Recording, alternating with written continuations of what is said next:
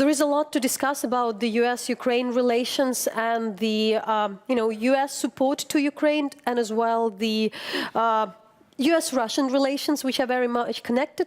But the recent news which made a lot of Ukrainians concerned was about the, probable prospects of the U.S. budget for the foreign aid being cut or shortened. What is really important to us is that U.S. taxpayer money get the kind of results that not only our taxpayers are expecting, but the Ukrainian people are expecting. So 3 years ago, the Ukrainian people said they wanted a change.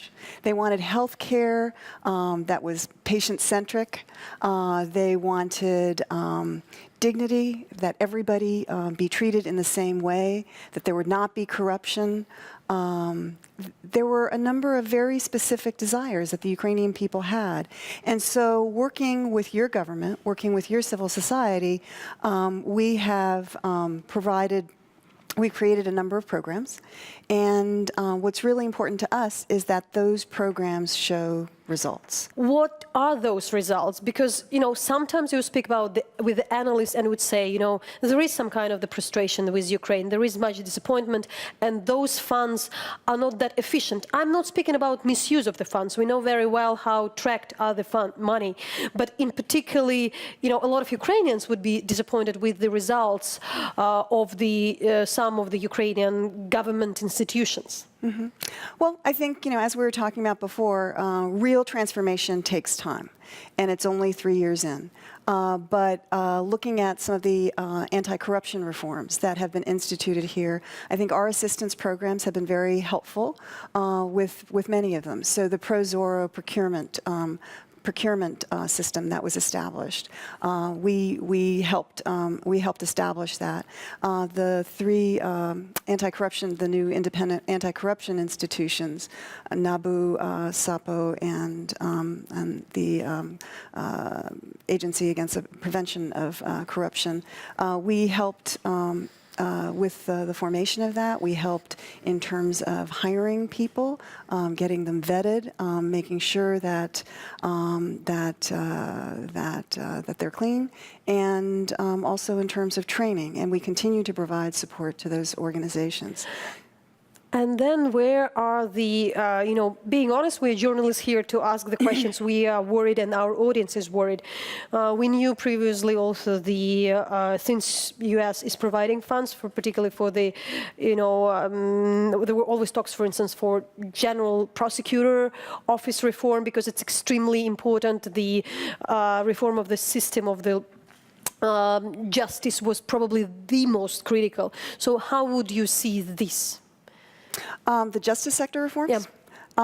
Absolutely critical, whether you're talking about Ukrainians who want to be dealt with fairly in a court of law, whether you're talking about foreign investors who want to be assured that if there is a business dispute, that they can go to a court of law and have their side be heard with no questions. So we had a justice program that helped draft the very important laws and constitutional amendments that were instituted in last spring and in the fall, and we are now also working with all the relevant parties with regard to the Supreme Court justice hiring. One of the things that we think is absolutely critical is establishing an anti-corruption court here in Ukraine, because right now you have a prosecutor that is independent and capable. You have, you have an investigator that is capable and independent. You have a prosecutor that is capable and independent. You need a court system that is also independent, because if to get the kind of results that are really required by the Ukrainian people. We see it's critical, but really are there particular things you're watching out? I mean, it's not because it's just, a foreign embassy, but particularly because you are, financially involved in that. So really, how satisfied you would be? I think that you know, reform is a process. Real transformation takes a while. And so what we're looking for is for steady progress. And we are seeing steady progress. And I think the trend lines are going in the right direction. And one of the things that is important is not only that you know, as bringing us back to where we started, that assistance budgets are there and that we have good programs. It's also important that Ukrainian institutions and Ukrainian leaders do the things that they need to do in order to see those reforms move forward. An overall question. Probably never as this time the Ukrainians are looking at the U.S. policy, inner politics and the foreign policy. You know, Ukraine is in the discussion of the international media. There is a lot of attention. And of course, we can't not ask about that. There are a lot of talks about the ties of the American presidents with Russia. We are looking closely to the, I don't know, talks between the Rex Tillerson and the Sergei Lavrov and the others. But still, as I would speak on maybe on behalf of some of the Ukrainian citizens, there are the concerns about the way the U.S. president speaks about Russia, you know, more or less in more positive way than it was expected by the Ukrainian, not just Ukrainian, but some of the populations.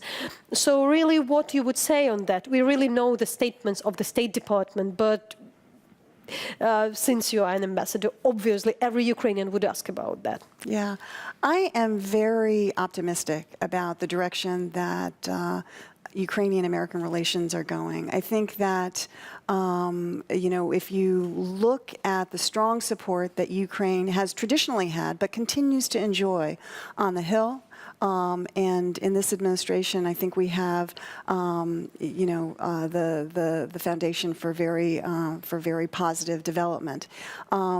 You know, you mentioned State Department statements, and obviously Secretary Tillerson, both when he was in Brussels several weeks ago at the NATO-Ukraine Commission meeting, and then when he went to Moscow and met with Secretary Lavrov, Foreign Minister Lavrov, and President Putin, he said exactly the same thing, that you know, that we are committed to Ukraine, that Russia needs to take the first step in terms of what is happening with regard to the East, and that we are committed to sanctions, both in Crimea and Donbass, until we see those positive steps moving forward. So I think that we are on a very positive trajectory.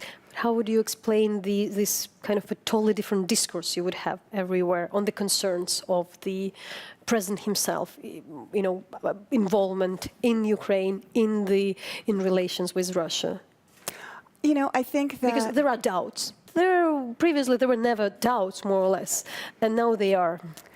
Well, I think that with every new administration, there is a shaking out period, and I think that what we're seeing are a lot of really positive steps forward, and you know, whether and so I'm really very optimistic, and I think that would be in keeping with 25 years of a strong bilateral relationship between the United States and Ukraine. Excellency, today we have the Freedom Day, the Day of Press Freedom, and there were always, I said that the statements supporting the independent reporting in Eastern Europe, in Ukraine, also by the U.S. government.